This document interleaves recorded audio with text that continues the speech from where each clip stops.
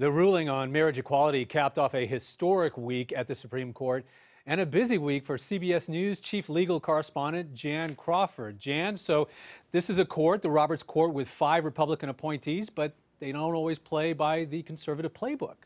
Oh, no, they don't. And once again, I think conservatives are really feeling betrayed by this court. This year is just part of a long pattern where justices nominated by Republican presidents have ended up casting key votes for liberal rulings on some of the biggest issues of our time, whether it's abortion, affirmative action, and now we see Obamacare and gay rights. And that is something no one would have expected 10 years ago when, Democrats were terrified, Republicans were jubilant when President Bush put John Roberts and Samuel Alito on the court. Now, Alito, he's proven to be a solid judicial conservative, but Roberts has been harder to understand, as his votes in the Obamacare case show, where he twice now has joined forces with the liberal justices to save that law. So do you think he's had a political change of heart? How would you explain this?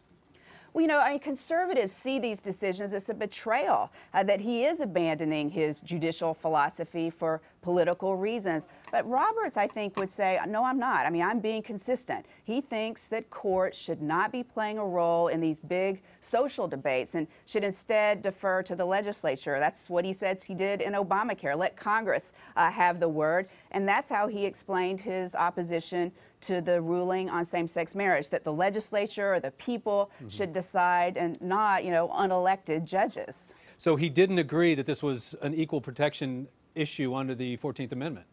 That's correct. And in that sense, he was with all 4.